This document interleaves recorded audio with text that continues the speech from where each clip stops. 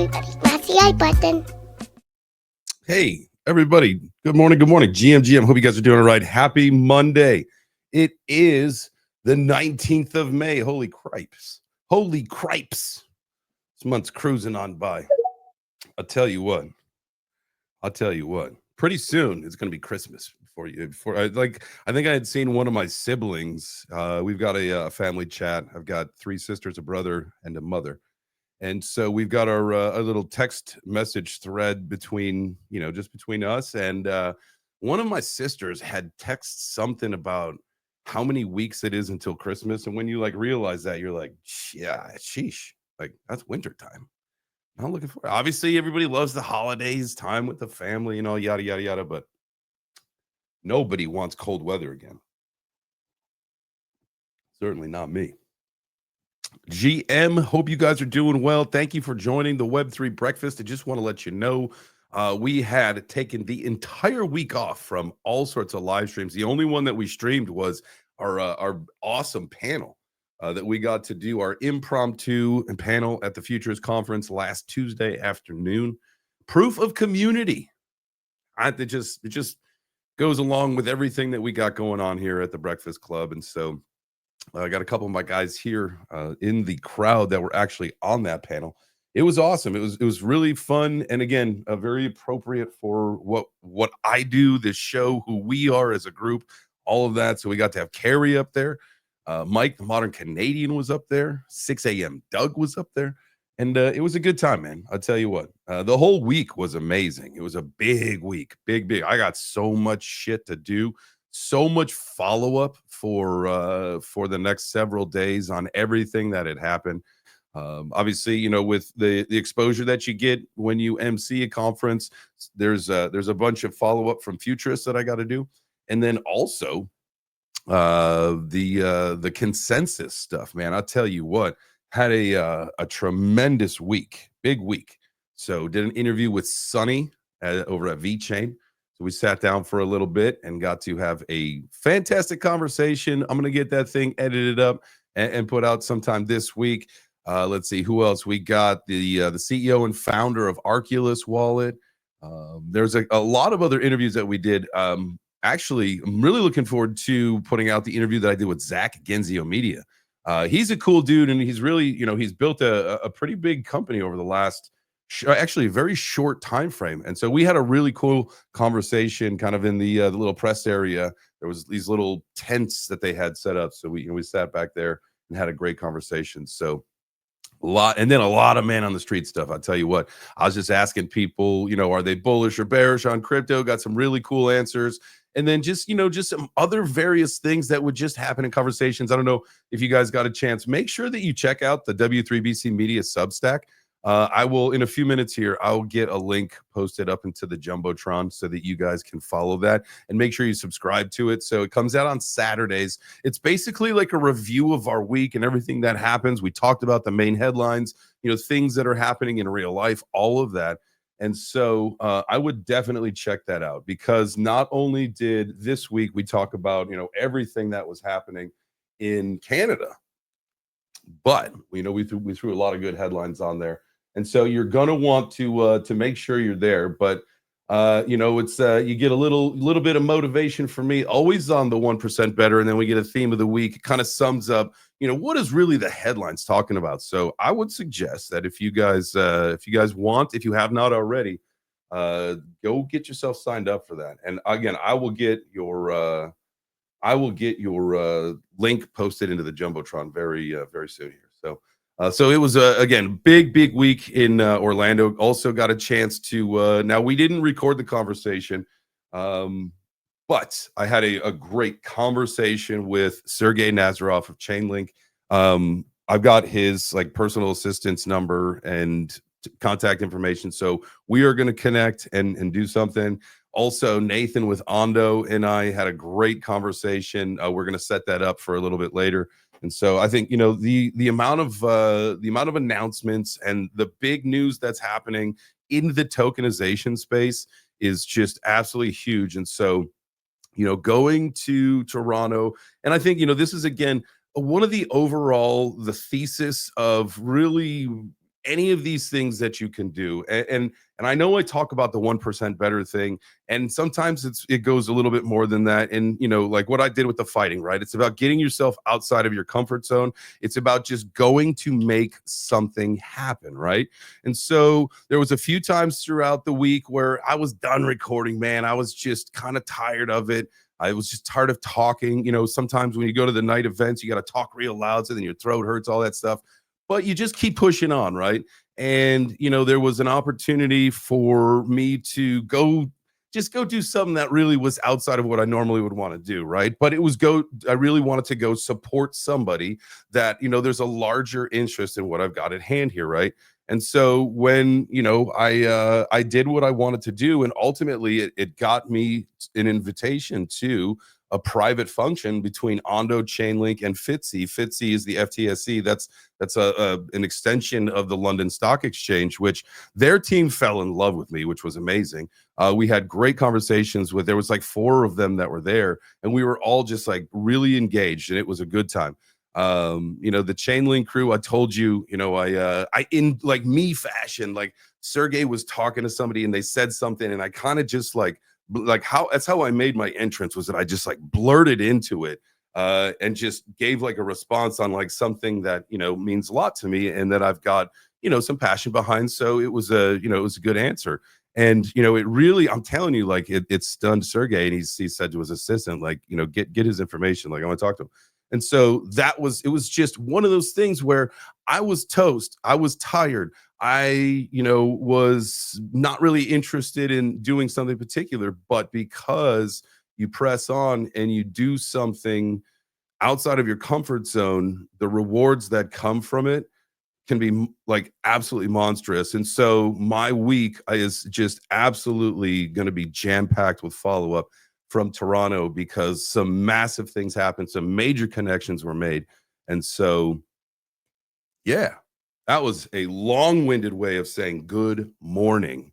Guys, welcome to Web3 Breakfast. Make sure if you want to come up and chat, raise your hand. You know the drill. I was just welcoming everybody here. That's all. But yeah, no, I would definitely like to hear from you, Doug. We'll get Carrie back up in here. Doug, I forgot to give you a call yesterday. I know I was just working, and then Emmy was sick, and it was just one of those things. All of a sudden, it was like 9:30 my time, and I'm like, damn it, I forgot to call Doug back. So let's chat. We can chat later today. It doesn't have to be right now, but I do appreciate you guys being here. Make sure if you are watching the replay of this, because that's in true fashion, we're always recording in the background. Make sure you smash the like button. I have to throw those in there, even though the live stream's not live. It's just a space. I got to throw them in there. You know what I'm saying? So here we go, my guy Doug. Come on up, sir. Welcome to the breakfast table. And welcome everybody that's in the crowd. I see some familiar faces. Good morning. Good morning. Hey, GM, brother. How you doing? I'm doing well. How was your flight back to the UK, sir? It was great. Couldn't sleep, but yeah, next time, daytime flight, because nighttime flights, you just, can't sleep on a plane. That's not me. It's not, so various reasons why it's tough to sleep on a plane. And I will tell you that. I will agree with you. One, if you've got an overnight long flight and you're in coach, like sleeping in a seated up position doesn't actually work. That's not anything that's comfortable. But the whole idea of like not having like the business class lay down thing, like if you can swing that, great, but it's very expensive. I know, like for the Dubai flight, they were like more than 10 grand. Yeah, so we actually spoke to one of the stewards on the flight, and that they said I think it was 7,600 and something Canadian to upgrade just for more leg room. Oh, dude, that's like $500 US. That's like nothing. I'm just kidding. I think it's like 40% or something like that. Yeah, so we just had to deal with it. It was all right. It just, yeah, you have these great ideas. I'll stay up, really late, and I'll be able to just sleep the whole flight.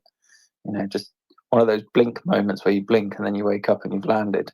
No, that didn't happen. Oh Not at no. all. See, now that's the other reason why, like on a short flight, like here in the United States, why I'm definitely not going to sleep.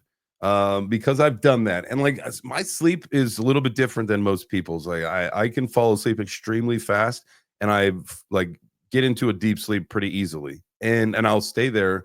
Then what'll happen is that the plane will land.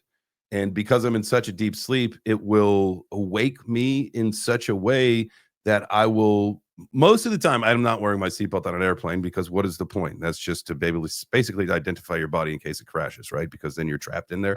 But I don't like wearing a seatbelt. And so what'll happen is, this has happened like probably 3 times, maybe more, but at least 3 times, where when the plane like slaps down on the ground, it wakes me up and I like stand up and like yell, but not like a really manly yell, more like one that I'd, so to avoid the yell, I just don't sleep on airplanes. That makes sense. That makes sense. Yeah. No, so we've tried it now. We've realised that that's not something we can do. So yeah, we won't do that again. Well, But, I just no, want to say it was great to meet Mel. That was such a fun week for Canada Blockchain Week, and hanging out with the homies and doing all that stuff. So that was cool. It was. No, it really was. It's always great to catch up with you and see you IRL. Yeah, for sure. And no, looking forward to next time. And I just want to say, man, congratulations! You absolutely smashed that week. You put yourself out there, and I mean, some of those interviews that I got to witness you doing were just absolutely like admirable. So yeah, you were on point, and you definitely went and did what you wanted to do, and more as well. And congratulations on that event as well. That little VIP event that you got yourself into there. That was pretty epic. That was something else, man. That was definitely a good time. One of the better side events from a conference. And I think, that really goes back to kind of what I was saying in the beginning was, you just put yourself out there, right? Like you put yourself in an uncomfortable situation and see what happens. Like just everybody can probably pinpoint a time in their life where maybe they've done that, and if you haven't, maybe this should be the point, is that you should, look at like saying yes to doing the karate combat event. And again, that's not for everybody, but it was something that I know was for me, and ultimately it helped me in just about every facet of my life, right? Like and so it really lets me live the ethos of the 1% better mantra, because this is something that I keep striving for. Like, you guys heard me talking in Canada that, I, at this point, I think I want to sign up for, 2 more boxing matches. So I want to do like a 2-fight deal, Singapore and Tokyo. Why not? Right. I think that would be absolutely amazing to be able to have those experiences, take my family, for our family to have that experience. But like, even for me to, step back in the ring, it's just ultimate exposure for what I do. And I like to do it. It's fun. It doesn't, I'm not afraid to do that kind of stuff. So boom, why not? It's just about saying yes to something that can net positive. That's the goal. Like you just always strive to do something. You think about it, what's the ROI on this, right? Like even with something like with like drinking, right? Like, at home, like I don't really drink. Like I might have a beer here, a glass of wine there, a cider or seltzer or whatever if it's hot outside. But like, since I've started doing all this training thing, I didn't. However, when you put yourself in the situation of, all right, what's the ROI of this? And you can go, and I know you can go out and have fun, but it is just a little bit more fun and social to go out and have a couple drinks when you do that. And so like, when we were in Toronto, it's like, what's the ROI on this? Like, well, I know I'm not going to get too smashed up. So let's have a couple. We'll just be maybe you can have a little bit more fun with the music and the whatever, hanging out with the buddies and doing the thing, and then moving around to network in the room and stuff. And so like the ROI on that was, yeah, let's just have a little bit more fun, no big deal. But again, you can still have fun without drinking, I get it, but that's just one point, right? Yeah, no, I agree with you there. I agree with you. Oh yeah, I don't really drink at all, but no, when you're out in a social environment like that, having a drink, just it's great, especially if there's an icebreaker and there's people around with you.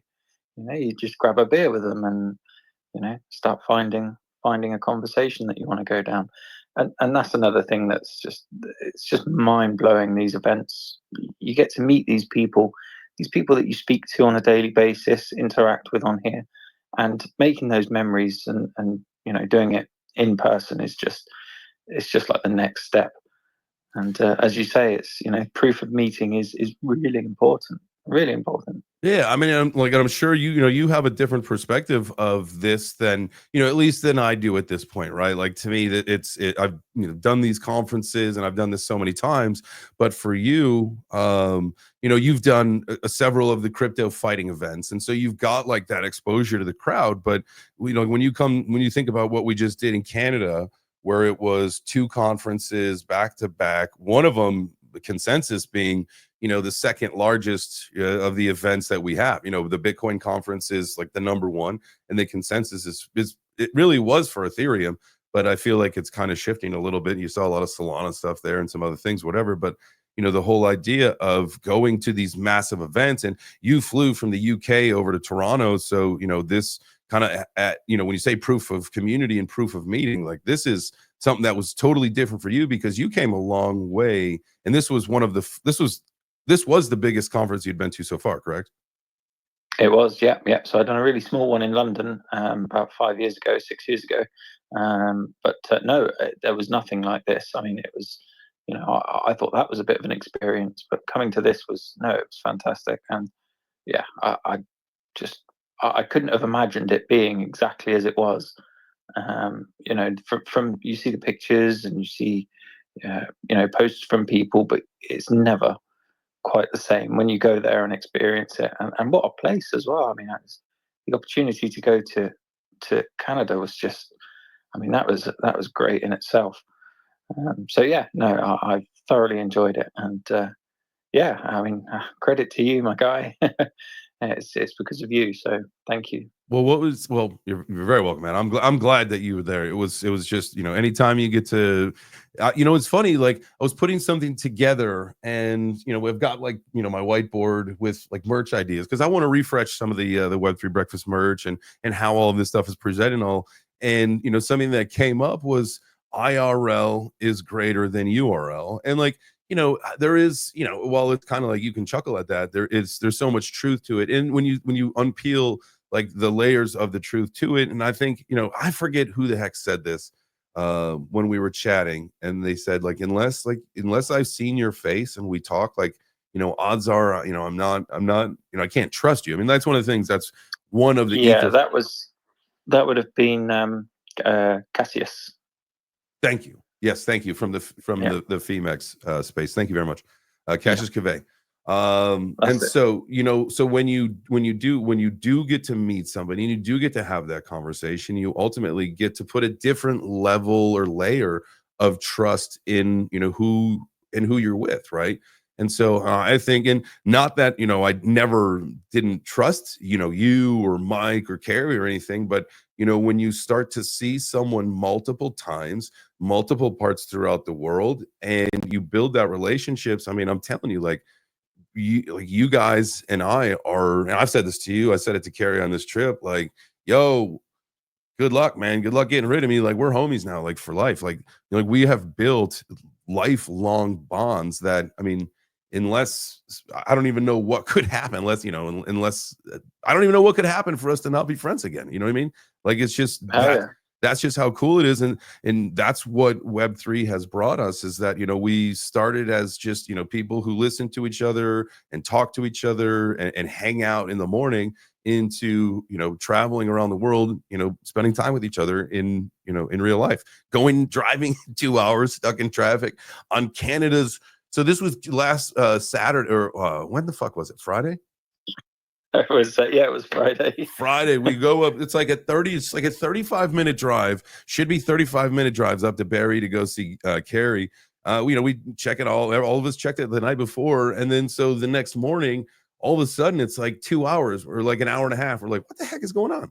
And like we get on the road, and it's just gridlock traffic straight up north out of Toronto.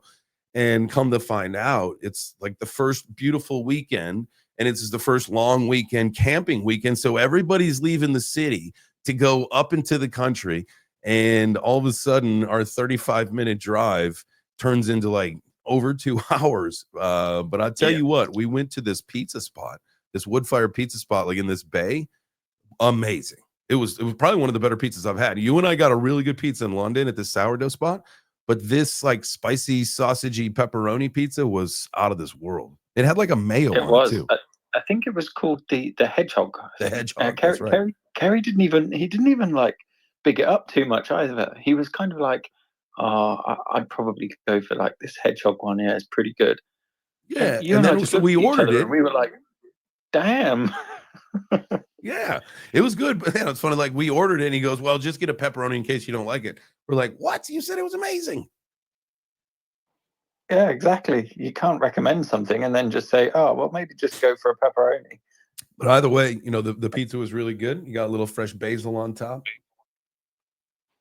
and well, obviously, the environment was amazing. Again, it was right there. Excuse me. It was a beautiful, sunny, warm day. We had a great outdoor patio spot, and it was like looking out at the bay. And so it was the scenery was beautiful. But for me, like that was that was the proof of friendship. You know, that was the proof of meeting. That was the proof of community. Is that, you know, we did something totally out of the normal to put ourselves in a situation to where we got to make our friendships, I mean, probably way more than 1% better, but you know, you get the idea. Is like, you know, yeah, it sucks, man. That was a 4-hour round trip, and we came back. Doug had to drop me off. Doug and Mel's flight was a little bit later, but he had to drop me off at the front door so that I could blast through because I had a checked suitcase so that I could get that thing checked because my flight was delayed by a little bit. Which, you know, you got to be there. International flights are a little bit different. And they ultimately took my luggage anyway. But I mean, I thought, you know, domestically, 45 minutes before the boarding, you got to have your luggage there for it to come with you. But internationally, it's a little bit different. But he took it. So all good. I did go to the priority. I did end up going to the priority because the normal, and it's fine because I have Delta status anyway. But the normal line was insane. And then, dude, I don't know if I did tell you, but if in case you guys are ever curious, you're flying from Toronto to the United States, there's a possibility that you have to do customs right there at the airport before you fly so that you don't have to do it when you get back here, which I had no clue. My first time flying. Usually we'll drive. So there is an app that you're going to want to get on your phone in case you're doing this called CBP MPC. And it is basically just like expedited border patrol, clearance, security, whatever. It's just beep, bop, boop, get the app and you're in and you pass through. So it was like 500 people in line and there was like 3 people in line for the app thing. And so I would have definitely missed my flight. So get the app thing. Yeah, so we didn't have to do that, luckily. But we found it really strange that when we went through security, we had to be separated from the US passengers. Like, we had passengers in our security side from, you know, that were traveling everywhere else in the world. But US, no, we got separated. There's a picture of Doug and I could post it too. He is, you know, we should have been able to, you know, give one final hug goodbye in the airport, as most people do at the gates. But for whatever reason, yeah, we were behind glass, so we got to fist bump the wall and you know, give our final waves instead of a hug. And that was yes. And we got to watch you take off as well, which was quite cool. That's fun. The question is, did you get syrup? I did not have syrup. I passed through, like, if I wanted anything like that, I would have had to have gone through the duty-free shop and get it there. And that for like the maple candy and everything. So my little kiosk area had nothing. They did have this nice, I did find a nice, it's like a red maple leaf stuffy that Emmy calls leaf. That's her little, you know, every time you go somewhere, you got to get the little kiddo something, a little stuffy. Oh yes, yeah. But no, we did have we had probably about 4 hours, I think, through there. So we did have a bit of a wander about. But no, so we didn't manage to get any made. But the problem was is our flight had a 0 food and drink tolerance to carry on. That, you know, that's a UK thing. That's definitely a UK thing. Yes, it is. Yeah, it was just a shame we couldn't bring back any of that awesome maple, not without checking a bag. I mean, we could have checked one of our bags in, but it was like a third of the price of the flight if we wanted to do that. Yeah, I find that really strange for some reason. So I fly Delta all the time, and being a status flyer with them, I get in the. I thought the rule was domestically I get 2 free checked luggage. Internationally, I get 1 free checked luggage, but I had to pay both ways for my bag, which booted that. I thought that, like, what's the point? Like, that's why I fly with the airline that I fly with all the time, is that you get the perks. Yeah, it doesn't really make sense. It's a bit strange, but it also doesn't make sense that you can check luggage in and buy a return flight to, say, Dubai and back, rather than a one way to Canada. Like, it's the price is just they don't tally up. Taxes. It's really strange. I did look at so no shit though. I sent a picture to my mom. Let me see if I can find this here. So when I booked my flight to Canada, there were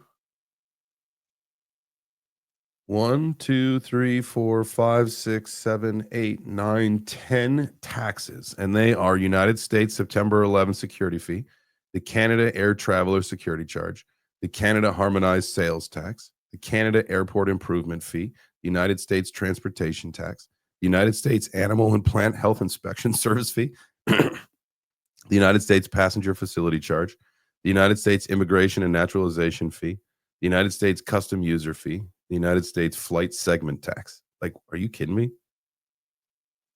That's one flight. So I didn't look at the breakdown of ours, but I found it crazy that we paid just over £1,000 in tax, like, just for the flights. It was just, yeah, the taxes are crazy. I mean, between the UK and Canada, I mean, I guess, and us too, right? Because with the full breakdown of those would see 1, 1, 2, 3, 2, 3, 4. I mean, most of them are actually the United States. 1, 2, 3, 4, 5, 6, 7 of them are United States taxes. I thought that they were going to be mostly Canadian, but there's only 3 Canadian taxes. Yeah, it's wild. It's wild. They tax us way too much. Taxation is theft, my guy. We'll see what happens. Did you see? I saw actually a headline. I don't know if it was like in the middle of the night or this morning, but Texas is going to declare no capital gains taxes. Like, there's no such thing as capital gains taxes in Texas. Might be time to move back there, ladies and gentlemen. Austin, Texas. Yeehaw! I did not see that, but that's great. Let me see here. And hopefully they're going to start a trend now as well. If it works for Texas, surely it can work for other states. Where is it? I don't see this now. Oh, well, hopefully it wasn't a bullshit thing. Let's see. Governor Abbott signs a bill package to attract businesses to Texas. Texas voters on deciding prohibiting tax on capital gains. That was 6 days ago. I don't see. When's the vote on this? Well, either way, we'll just take it on as wishful thinking at the moment. It's happening. There, you heard it here, ladies and gentlemen. You heard it here first. No capital gains taxes on crypto in Texas. Moving forward, domino effect everywhere in the U.S. See, that's the whole thing. Like, there's no way you can do, like, you don't do capital gains taxes on currency, right? And it's, I know there's a lot of different definitions of what you want crypto to be and what it is. Yeah, I think this capital gains thing is just silly.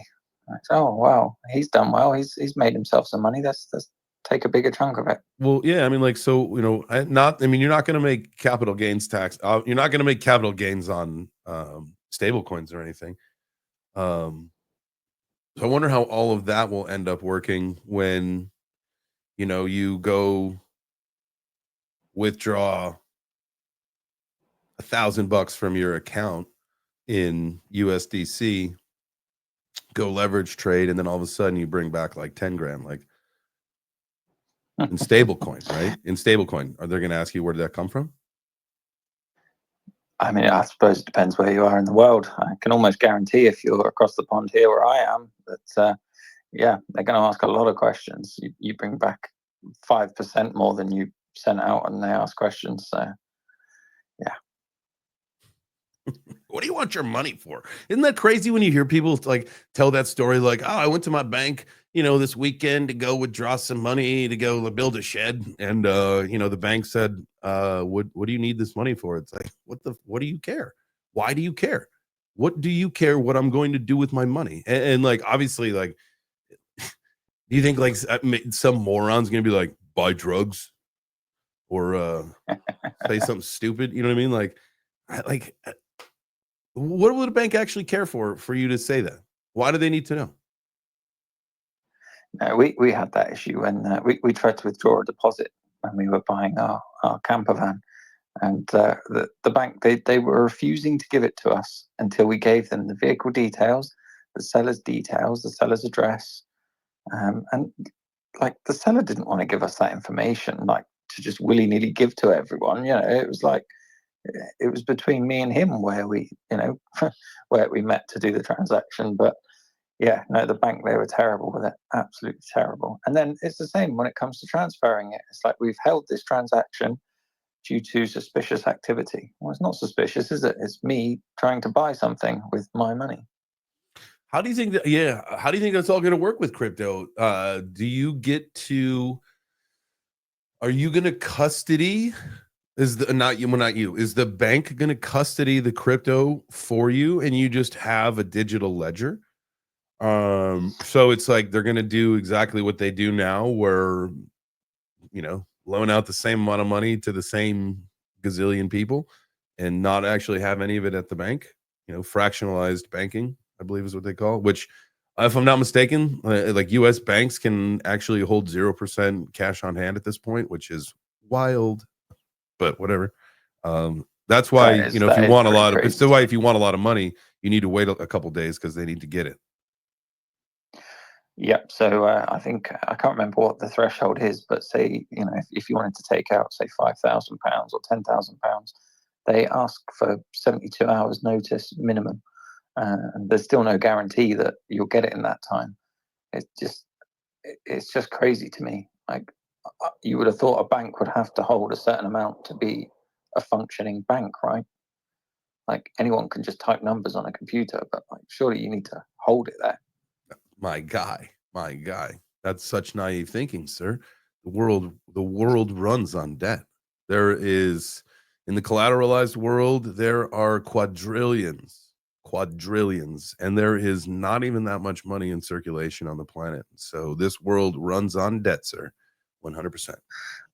Yeah, I agree. I get that. I still can't help but feel that a bank should hold what they're banking for you. Like, and I know they're not going to hold it for everyone, but like, they should hold a certain amount. There should be a higher threshold than what there is. Like, going to a bank for a few $1,000 and not being able to get it is just, to me, that's just rings alarm bells. Like, why are people not running from these banks? Like, and I'm sure they will do, especially as crypto keeps growing.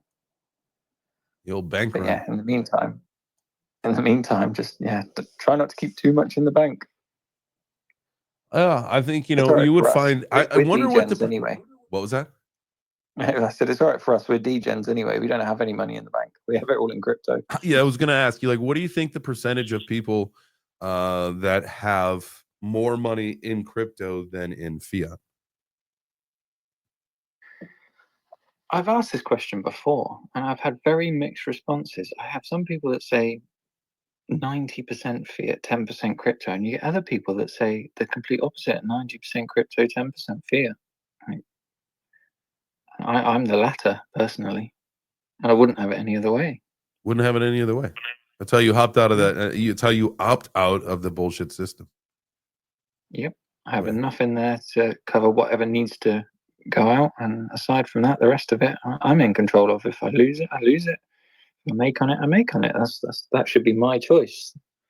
And I think that's something that should be everyone's choice. And I hope in the near future it will, move to that. Well, that to me is where I think a lot of the, when you talk about mass adoption and where all this stuff is going, you've heard me talk about that. And I actually got to talk with it some, in some capacity, this was one of the things that, I got to talk about with Sergey was, where this mass adoption thing is coming from and the banks and how, it's coming on fast and all that stuff. And, I really think that, and you guys have heard me talk about, with centralization and how it's it's the necessary evil for all of this and how it's going to make it work. But, the whole idea of, letting the banks offer crypto to retail clients, that's so massive, right? Like that's immediate exposure to everyone. So that's mass adoption 101 right there. But that doesn't really really do anything for decentralization at all, which again is the hopes and the dreams and the wishes of what crypto actually is. And that, if you decide to take the next level and you want to, go on the decentralization journey, that's what that would be. That's what that is there. That is there for you if you want it. Right, just like meme coins will be there. We had talked about this too. Meme coins will be there if you want them. Think about when you go to places like the Degen places in the world. Let's think about all the Degen places in the world. You got Las Vegas as a Degen place in the world. Would you say Amsterdam is probably considered a quote unquote Degen place in the world? Do you know, I've never been to Amsterdam, but I would say it probably is. Right. I mean, you got Probably like the is. hash shops in the red light district, right? So you would think like, that's considered a degen spot. So these places are there in the real world, but they're not everywhere. And maybe to some extent, like you can find prostitution and you can find gambling and you can find all that kind of stuff, in smaller places, more widespread, whatever. But I think, we're talking about like these hubs, right? And that's kind of like what, when I think about meme coins and their place in society and how that's all going to be, is that, look, it's there. It's a necessary part of crypto and blockchain because it offers true decentralization. It offers a little bit of degen and, the opportunity to make some money and the opportunity to have some fun or whatever. And so that's why we'll always have meme coins, because that is that offering in the digital world, which I think is okay. Right. I think I certainly enjoy, getting a contract addressed early and watching it run up. And then hanging on a little too long and then watching it run back down without, being near my phone to sell. I've seen that happen. It's happened. Yeah, I've done that a few times too. But hey, I mean, it's the fun in it. And I'd much rather gamble like that than in, say, like Vegas, for instance. It's, I mean, yes, I feel but there like, is some fun to that, right? Like if you take $100 and you go with like 3-4 buddies and you guys sit and play blackjack for an hour or so, maybe a little bit less. Some people bust out pretty quick, but you go there and that's the cost of the entertainment, right? You have fun and some other people come up to the table and there's obviously some winning, some hooting and hollering and all that stuff. Like that shit's fun. That is a lot of fun. Like even if you lose that $100, like when it becomes a problem is when you just keep putting money on the table. You keep losing, you just keep putting money on the table, right? Like you got to know when to stop. And so like a good gauge is like take $100 and see what happens. And I know obviously like I've done not that before. And so this is one of our learning lessons. But, the whole idea of, going to a casino with a couple friends, and you don't get to do that most of the time in the meme coin casino unless you're in a community, you're in a chat, you're in a private group, you're in a whatever it might be, right? But that's why they're very analogous to each other. no, I agree. And I think that just really solidifies why you have to just grab that opportunity that comes across in front of you, put yourself out there, and just say yes, no matter what it is. And if it's going to make you feel uncomfortable at the time, just say yes, get out there and live and learn these experiences. Somebody can tell you something that's factual 10 times, but do you really believe it and understand it until you've done it yourself? Like, just that's why putting yourself out there, I think, is just so important. That's really, That's an interesting, when you say that, have you done it yourself, right? Like, have you experienced it? Do you have the ability to put a little bit more context to it? And I think that that's great. And kind of going back full circle to all of this, and how it's with IRL events, and they're so big to the growth of who you are as an investor, as a community member, as a content creator, as a founder, a builder, whatever. It's those are the most important things that you can be doing right now. Because look, it's not price go up, it's not bull run. And I know that sometimes maybe those are better activities for when your bag's sitting a little bit better and you got a little bit more in your port. But this is also the time when maybe there's not as much interest. There's still a lot of interest, and it's still exciting. I mean, Bitcoin's at like $103,000. It hit like, didn't it hit 107 today, for goodness sake? Yeah, it did. I can't remember what it spiked to, but I saw it at 106.4 or something, and I thought, crikey, that's Trading. that's gone up well. Let me look. Well, it's at 102.9 now, but let's see if we go to this. So our all-time high is, But like, just relating back to what you were saying a second ago, I mean, if I could count the amount of people that have said to me, "Oh, crypto is a scam. What are you doing?" Like, people will tell you that, but talk to somebody that's actually in it. Like, it's yeah, you have to find it for yourself, I think. I feel you there. And that's all part of it. But so really quick, back to this 109,917.50 is what all-time high on the this is the perpetual futures on VMEX, obviously. So if you guys want to trade, make sure that you click the link down in the description or in my profile bio and get trading on the squad. Let's get it going. But we recently saw 107, 134, so a little bit lower than that, and it's currently sitting at 102. So we'll see. But what's interesting, dominance took a freaking hit. Dominance was up to like 65.5 and dropped all the way down to 61, almost like just under 62%, but it's on its way back up. It's almost at 64%. It's at 63.82%. So dominance on its way back up. So that could have been a little fake out before the breakout, right? The little shakeout, if you will, getting people excited over nothing, because we still, in my opinion, and this is something that I was thinking in the back of my mind, throughout, last week, when we kind of saw some, prices get a little juicy again, and people are like, "Bull, we're back, baby." I was thinking to myself, man, we never saw 70. We never saw 70. And we have seen, dominance kind of go up. We've seen dominance go down, and we can get a little volatility to that, right? And so that's what keeps people interested, right? That's what gets people excited about maybe going long is, oh shit, dominance dropped. That's it. Bull, it's altcoin season. No. I don't believe so. I believe we still have to hit 70. That's what we've done. History does not repeat, but it rhymes. We do know that, and I think that if we were patient and just wait for this thing to hit 70 and do what it's got to do, then we're good. We're this close. We have seen the ups and the downs really close to it actually hitting to 70. So at one point, it almost hit 70, shot back down to 57, and then that's when it went back up and carried itself to 73%. So I think as we watch and wait for truly altcoin season to start, which you guys know, that's I'm an altcoin maxi. We all love Bitcoin, but at this point, I watch it to see how the market's going to move. It is not my major investment. I have invested. It's funny.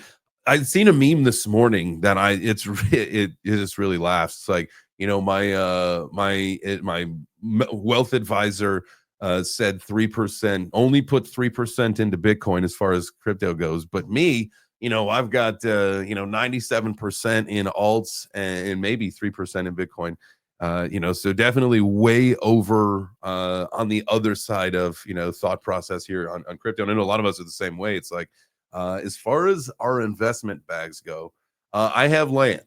I've got some stocks. I have some things, but as far as crypto goes, I would say 97% of assets, AUMs, by JChains Incorporated. I don't have that's not what it is. But I would, a very high percentage of my assets are definitely digitally versus, you know, again, the land and the stock that I own. So. I saw that as well. I laughed. I really did laugh when I saw that. You know, all the memes, they're all true. They're so freaking true. Even the one about not wanting to spend $20 at the grocery store, but $2,000 on a meme coin. Let's send it, dude. Let's go. Let's go. Yeah, that's how we know that there's something wrong with us in our generation. We're broken. We're a little broken. But that's okay. That's okay. Carrie, my guy, GM, brother. GM, dude, what's going on? What's going on, my dude? I'm sorry I gotta say, thank you so much, man. Like, I don't know how to thank you enough for forcing me to go up there. History does not repeat.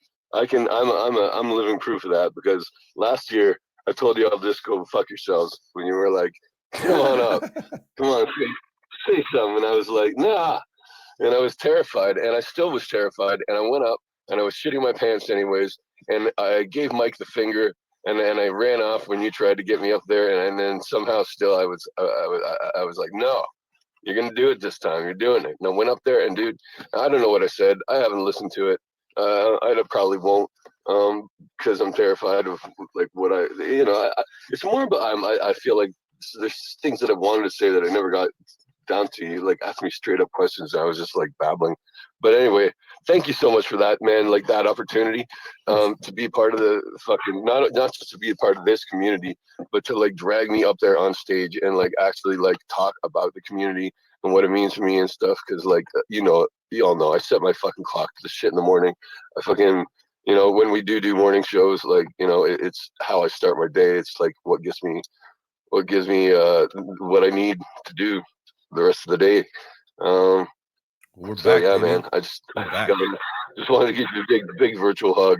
I appreciate that, man. And I'm proud of you for coming up there. I know that watching you, and you guys have heard me say this, and one of the things that I absolutely pride myself on specifically, and I will toot my own horn here, is that we've created an environment for people to feel comfortable coming up to stage for the first time in other places where they've never felt comfortable to communicate with other people like in this kind of fashion. And so I have been told more times than I can remember, and I don't mean that negatively, that this is somebody's first time speaking in a space and they felt comfortable doing so. And so watching Carrie's journey specifically is one of those where he was a community member, he didn't want to speak, and then he came up to speak, still didn't want to, and now like will host shows.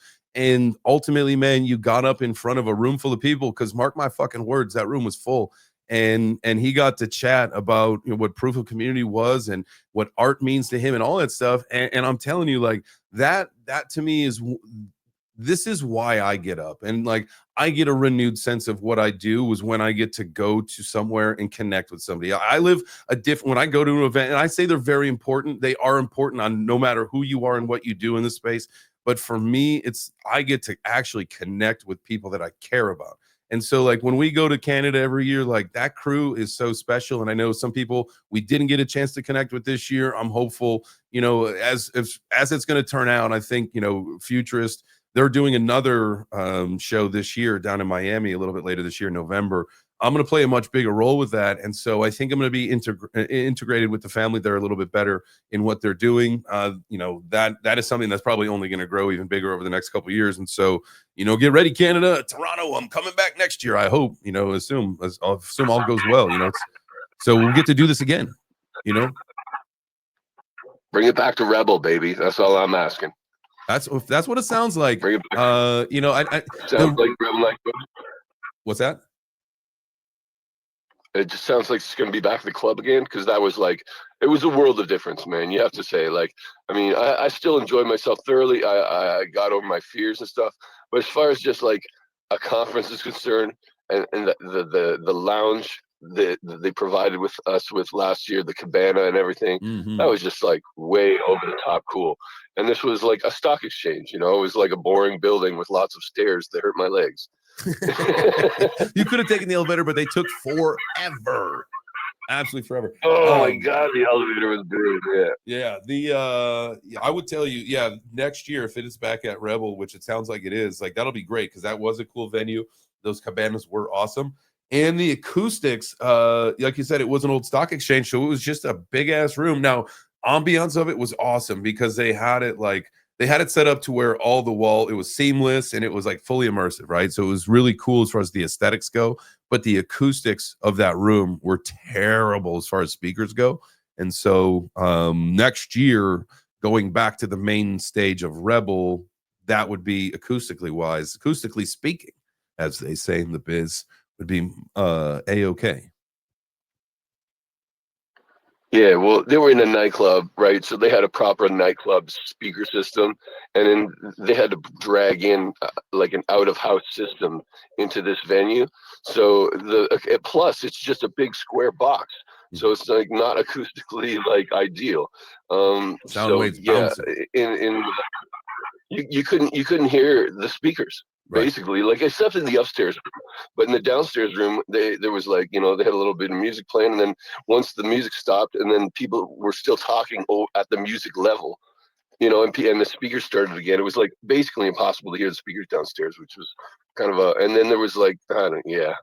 It wasn't the greatest venue as far as I'm concerned, but like if they bring it back to Rebel, I'll be there 110.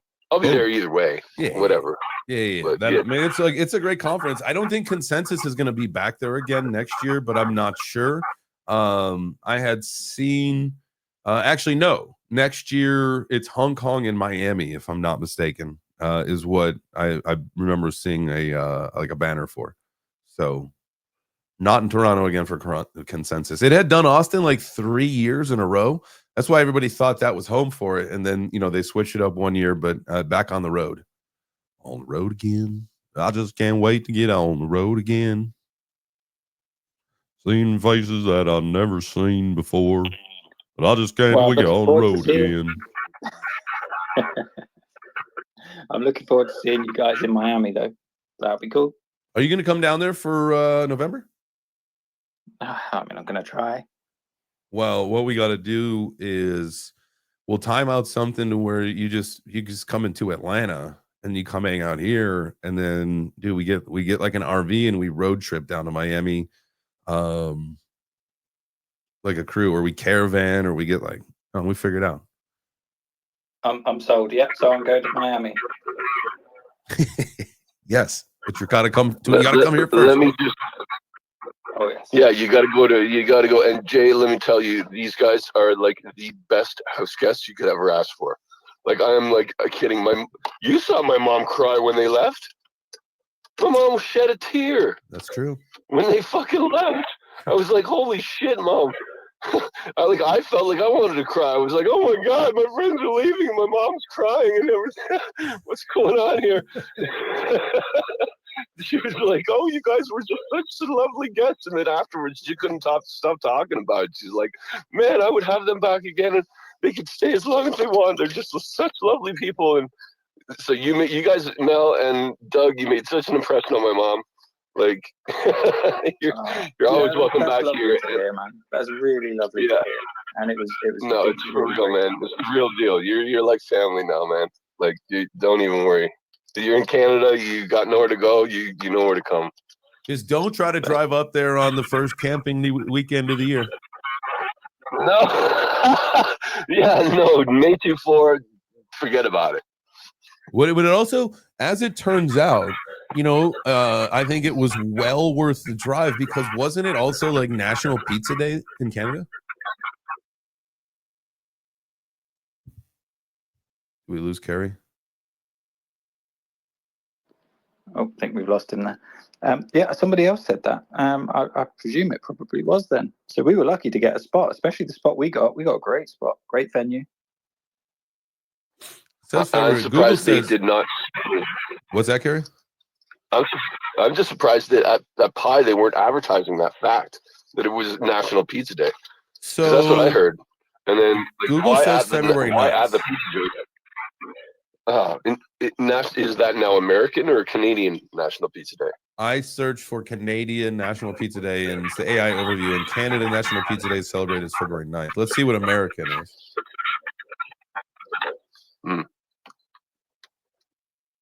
What? It says the same thing, February 9th for us. Can't be true. Well, that's a hell of a thing. That can't, That's we're not one that thing we share. That maybe that's why we're so aligned, guys. That's maybe why we're on the same level. We're on the same wavelength because it's like, when is it again? February 12th? February 9th. 9th? Let's see when UK National Pizza Day is. I just take it upon myself to have National Pizza Day whenever anybody else has pizza. So here you go. February 9th in the UK as well, at least is what the AI is either like high or is just making this amazing for us. But now February 9th, we've got a new holiday, guys and gals. Are you asking Google or AI? Google. Oh, okay. So you get like that. You get like the AI update. Oh yeah, that's true. That's true. They've integrated it now. Yeah. So February 9th, that's for everybody. Everybody, February 9th, mark it on your calendars. We're going to be doing something massive. I don't know what. By then, we should be all stinky rich, and maybe we'll just go meet somewhere in the world that's amazing. It'll be cold for most of you Canadians, so we should go somewhere warm, obviously. Maybe the Caribbean, February 9th. sounds good. We need to find places that don't have National Pizza Day on February the 9th. Go there on February the 9th and make sure they start it. Maybe. Yeah. Do they have it in like Mexico? Let's see what Mexico. We go down and start Mexican Pizza Day. Oh, we are in wait. I said Mexico National Pizza Day. It says National Pizza Day in the United States. Come on. What about Mexican National Pizza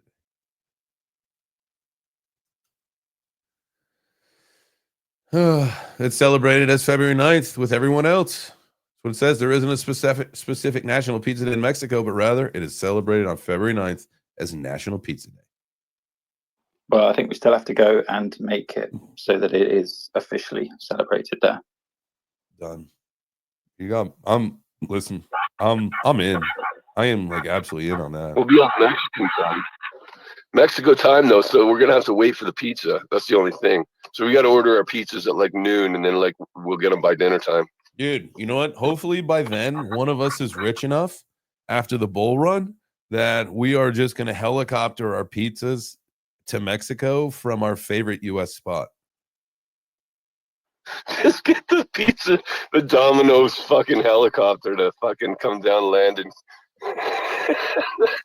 we'll just take a private. No, sorry, Domino's. We'll all be in Mexico, but me and we'll choose like one or two other people. We have to go up. We got to take the private jet to somewhere. We got to go just somewhere in, I guess, Texas, because we'll be in Mexico, or maybe we can go to California. California Pizza Kitchen, kiss my ass.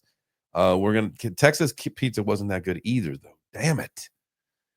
We're just gonna have to make our own, guys. We're not gonna have to fly anywhere to go. What about New Orleans? New Orleans have good pizza. I don't. New Orleans? Nah, man. Unless you want Maybe like shrimp on it, I to don't bring think it so. from Canada. Too far. Too far. All right. We'll just here's the deal.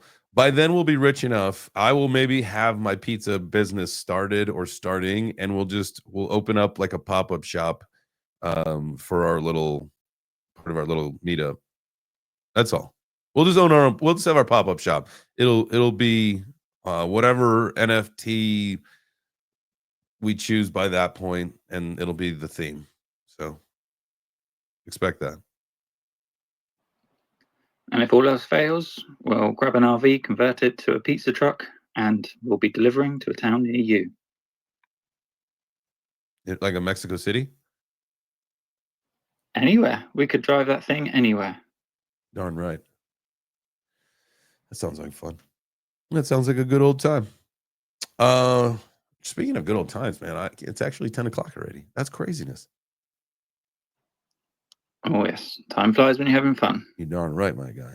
You are darn right. Well, Unless does anybody have anything else? Man, remember, if you're down in the stage and you wanted to like come up, ask a question, talk about something, whatever, you're more than welcome to do so. But if we got nobody else popping up, unless Doug or Carrie got anything else, I think that pretty much takes it up for the day. Just one thing. So if you have to take something away from the experience in Toronto, what are we taking away aside from not traveling in the traffic? You know, for me, it's all just about just put yourself out there. For I said the example. There was two guys. I was done doing the recording thing. I just really didn't want to do anymore. I didn't want to ask anybody any more questions. I just didn't want to do any more of it. And you and I talked about this, and we said, like, you know what, just do it. Like, this is what we're here for. So we threw the camera on. At that point, it was like the next two conversations. One could turn out to be one of the best business deals potentially from the entire week, which obviously would be amazing unto itself. But it was a great conversation that me and the guy had. And then two was this guy who his whole idea, he was someone who how the whole conversation, it was like, as it was going, it was building in my mind, like, oh my God, this is somebody that I want to talk more to. It started with he had been in a motorcycle accident, a bad one, and he was a dev building something.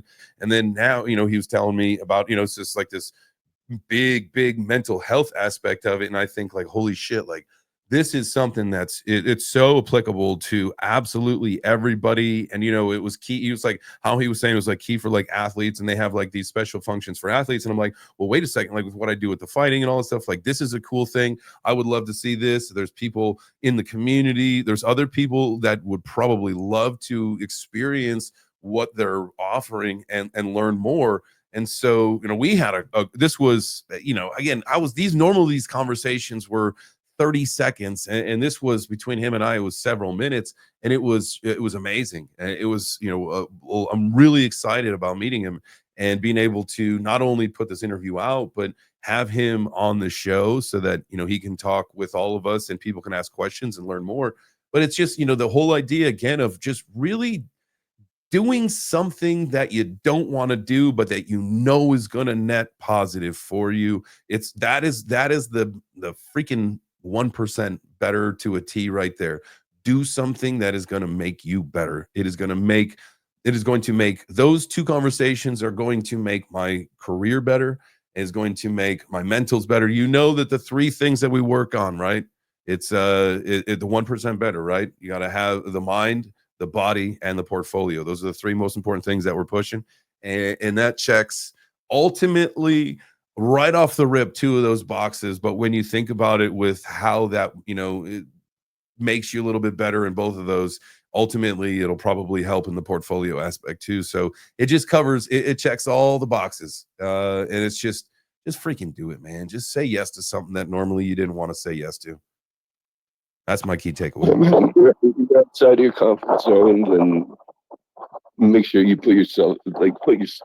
make that happen. Mm-hmm. You're outside of the comfort zone because you won't be sorry. And if you are sorry, like, what's the worst that could happen? So you learn from it. That's all. Bit, exactly. And so, like, take those opportunities. Every opportunity that comes your way. Don't be a no man. Be a yes man. Yes, man. Yes, man. Yes, man. What a good movie. I haven't thought about that in a while. I did like that. I think that ultimately was something that, if I think about it too, it did play like a big mental role, and because it's just like one of those things that you never really thought about. But when it does play, when you realize it, right, you start to think like, maybe I should just start saying yes a little bit more, see what happens. And I'll tell you what, motherfucker, it's pretty cool. Pretty cool. Carrie, Doug, you guys got anything else, or is that it? What about you guys? What's your key takeaway? You pretty much nailed it on the head for me there. Yeah, just the same, really. Put yourself out there, and yeah, I mean, that to me was a once in a lifetime experience, as was the last one that we done together, and the one before that. So, yeah, put yourself out there and just enjoy everything that comes at you. And thanks again, Jay, for everything and the opportunities. Really appreciate it. It's an honor to sort of work with you and watch you do your magic. Kerry, thank you. It was a pleasure to meet you after all this time and hang out and let me stay in your house and everything. And yeah, for me, Toronto, 10 out of 10. Thoroughly enjoyed it. Oh, love that. Carrie? That's it, baby. Just do it. Do it. Just do it. Just like Nike said, man. Phil, I don't know if Phil Knight, if he approved that message or if it was the marketing team override it. I don't know. But it's important, man. Just freaking do it. All right. That does it for today. Adios, amigos. Have a great rest of your day. I'll see you about 1:30 for some news, some numbers. We'll look at some charts. We'll do all that kind of stuff. Get caught up on the crypto stuff. Get back up on the scene. Make sure we get those lines drawn, get those alerts set so that we can get those trades moving and that money made. I love you guys.